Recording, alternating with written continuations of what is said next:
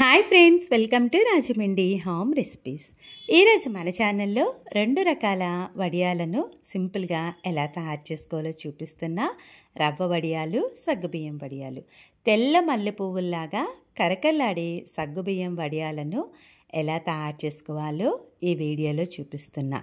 ఏ వడియాల కన్నా వాటర్ కొలత, ఉడికించే విధానం తెలిస్తే ఫస్ట్ టైం పెట్టేవాళ్ళు కూడా వడియాలనేవి చాలా బాగా పెట్టుకోవచ్చు. సగ్గుబియ్యం వడియాలను పర్ఫెక్ట్ టిప్స్ తోటి, కొలతలతోటి ఎలా తయారు చేసుకోవాలో చూద్దాం. వడియాలు పెట్టే ముందు రోజే సగ్గుబియ్యం నానబెట్టారు అంటే సగ్గుబియ్యం నాని తొందరగా ఉడుకుతుంది. 1 కప్పు సగ్గుబియ్యం తీసుకుంటే 7 కప్పుల దాకా నీళ్ళైతే పడతాయి. సగ్గుబియ్యం వడియాలకి చిన్న సైజు సగ్గుబియ్యం కన్నా పెద్ద సైజు అయితే బాగుంటుంది. ఒక్కొక్కసారి సగ్గుబియ్యం క్వాలిటీని బట్టి 8 కప్పులు కూడా పడతాయి. నైట్ అయితే నానబెట్టేశాను. నెక్స్ట్ డే మార్నింగే చూడండి, సగ్గుబియ్యం చక్కగా నానిపోయింది కదా. ఇలా నానడం వల్ల తొందరగా ఉడికిపోతుంది. కారం కోసం మిక్సీ జార్లోకి 4 లేదా 5 పచ్చిమిర్చి, 1 స్పూన్ దాకా జీలకర్ర వేసుకొని వాటర్ కానీ ఏమీ యాడ్ చేయకుండా కచ్చాబచ్చగా పేస్ట్ని అయితే గ్రైండ్ చేసేసుకోవాలి. సగ్గుబియ్యం రాత్రి నానబెట్టే టైం లేకపోతే ఉదయం 3 నుంచి 4 గంటల పాటైనా నానబెట్టుకోవాలి. ఇలా నానిన గిన్నెని స్టవ్ మీద పెట్టి మీడియం ఫ్లేమ్లో పెట్టుకుని 2 నుంచి 3 నిమిషాల పాటు కంటిన్యూషన్గా కలపండి. ఇలా కలిపిన తర్వాత మీడియం ఫ్లేమ్లో 10 to 15 మినిట్స్ పాటు ఉడికించుకుంటే సగ్గుబియ్యం కాస్త ట్రాన్స్పరెంట్గా అవుతుంది.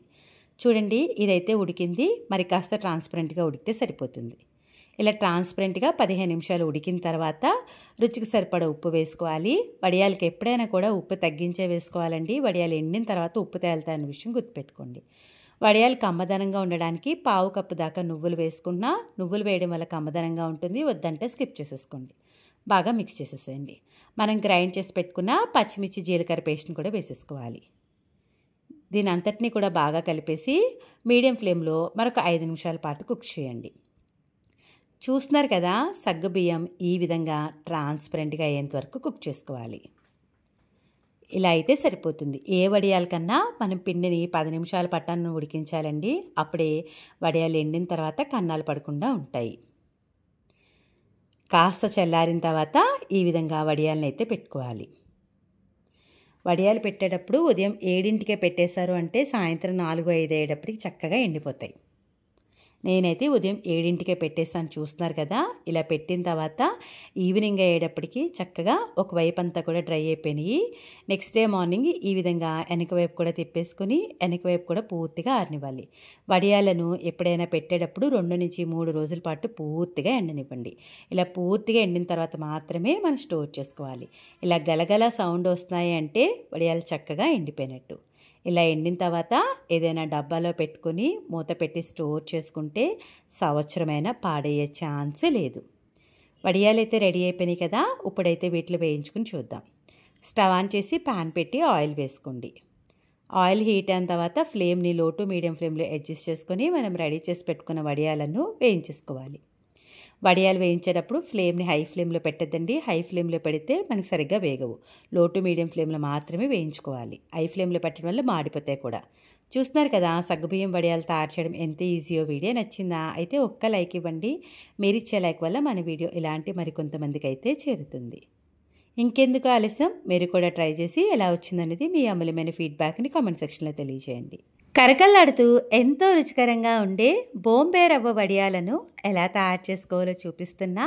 ఈ వడియాలైతే పిల్లలు చాలా ఇష్టంగా తింటారు. పిల్లలే కాదండి, పెద్దలు కూడా ఎంజాయ్ చేస్తూ తినేసే వడియాలనే చెప్తాను. తయారు చేసుకునే ప్రాసెస్ కూడా చాలా ఈజీ.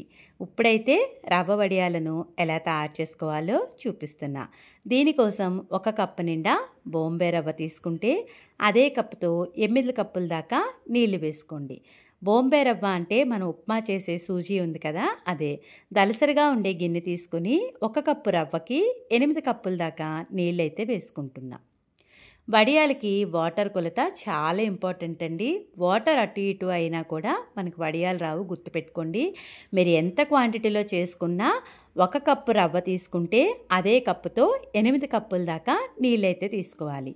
కారం కోసం 4 లేదా 5 పచ్చిమిర్చి, 1 స్పూన్ దాకా జీలకర్ర వేసి వాటర్ ఏమీ యాడ్ చేయకుండా కచ్చాబచ్చగా పేస్ట్ చేసుకోండి. ఈ గిన్నెని స్టవ్ మీద పెట్టి వాటర్ని హీట్ అవనివ్వండి. హీట్ అయిన తర్వాత రుచికి సరిపడ ఉప్పు వేసుకోండి. వడియాలకు ఉప్పు తగ్గించే వేసుకోవాలి. ఎండిన తర్వాత ఉప్పు తేలుతా అనే విషయం గుర్తుపెట్టుకోండి. మనం గ్రైండ్ చేసి పెట్టుకున్న పచ్చిమిర్చి జీలకర్ర పేస్ట్ని కూడా వేసుకోవాలి. వడియాలు కమ్మదనంగా ఉండడానికి ఒక పావు కప్పు దాకా నువ్వులను వేస్తున్నా. నువ్వులు మీకు వద్దంటే స్కిప్ చేసేయచ్చు. అంతా కూడా బాగా మిక్స్ చేసేసేయండి. మిక్స్ చేసిన తర్వాత మీడియం ఫ్లేమ్లో పెట్టుకుని వాటర్ని బాయిల్ అవ్వనివ్వండి. వాటర్ ఇలా మరుగుతున్నప్పుడు ఫ్లేమ్ని లో ఫ్లేమ్లో పెట్టుకుని మనం పక్కన పెట్టుకున్న రవ్వను వేసుకొని కంటిన్యూషన్గా 2 to 3 minutes పాటు కలుపుతా కుక్ చేయాలి. ఇలా అంతా కూడా ఈవెన్గా మిక్స్ చేసిన తర్వాత లో టు మీడియం ఫ్లేమ్లో 5 నుంచి 10 నిమిషాల పాటు కుక్ చేసుకోండి. రవ్వ కదండి, తొందరగానే ఉడికిపోతుంది, మరి ఎక్కువసేపు కూడా పట్టదు. చూస్తున్నారు కదా, 5 నుంచి 10 నిమిషాల పాటు ఈ విధంగా కుక్ చేసుకోవాలి. ఏ వడియాల కన్నా పిండిని సరిగ్గా ఉడికించుకోవాలండి. అప్పుడే మనకి వడియాలు ఎండిన తర్వాత కన్నాలు పడకుండా ఉంటాయి. ఇలా మినిమం 10 నిమిషాలన్నా ఉడికించుకోవాలి. ఈ కన్సిస్టెన్సీలో స్టవ్ ఆఫ్ చేసేసుకోండి. చల్లారిన తర్వాత మరి కాస్త థిక్నెస్ వస్తుంది.